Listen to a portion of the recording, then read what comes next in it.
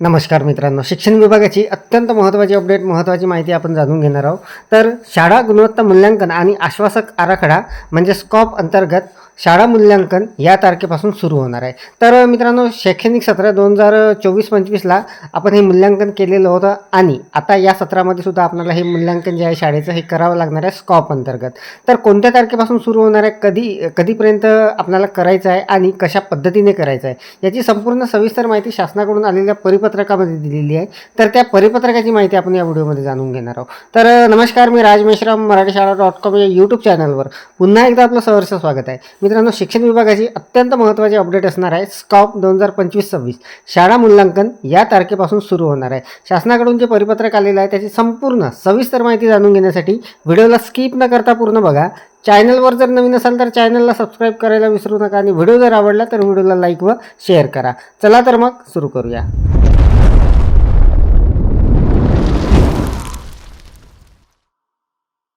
मित्रांनो, शिक्षण विभागाचं हे जे महत्त्वाचं परिपत्रक आहे हे दिनांक 17/2/2026ला निर्गमित झालेलं आहे. तर बघा, संपूर्ण सविस्तर माहिती जाणून घेणार आहोत. मित्रांनो, स्कॉप अंतर्गत म्हणजे शाळा गुणवत्ता मूल्यांकन आणि आश्वासन आराखडा हे या सत्रासाठी आपल्याला मूल्यांकन आता करायचं आहे. मागच्या सत्रापासून हे मूल्यांकन आपण करत आहोत आणि या संदर्भात संपूर्ण व्हिडिओ जे आहे मागच्या सत्राचे आपण आपल्या चॅनलवर बघितलेले होते.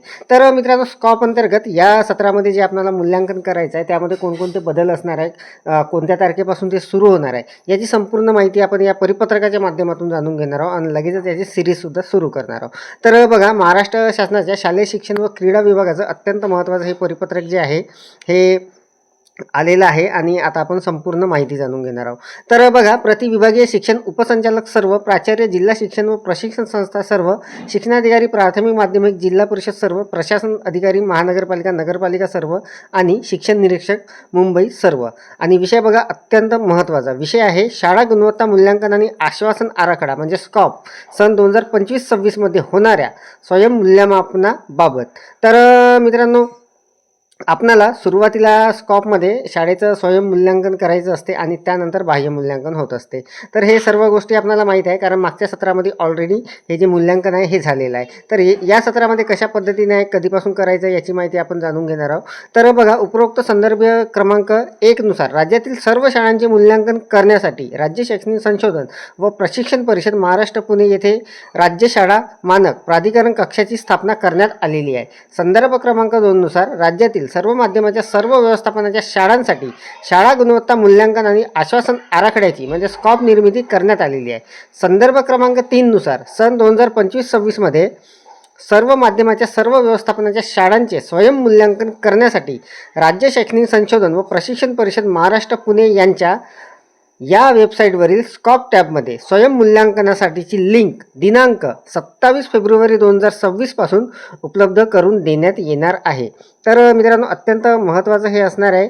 हे जे लिंक असणार आहे, हे जे आपल्याला स्वयंमूल्यांकन करायचं आपल्या शाळेचं, हे याची जे टॅब असणार आहे हे 27 फेब्रुवारी 2026 पासून सुरू होणार आहे. सदरील लिंकद्वारे आपल्याला जिल्ह्यातील सर्व शाळांचे सन 2025-26 मधील स्कॉप स्वयंमूल्यांकन पूर्ण करणे आवश्यक असणार आहे. तरी सन 2025-26 मध्ये होणाऱ्या स्वयंमूल्यांकनाच्या बाबतीत पूर्वतयारीच्या सूचना आपल्या स्तरावरून शाळांना ऑफलाईन ऑनलाईन बैठकीचे आयोजन करून देण्यात याव्या.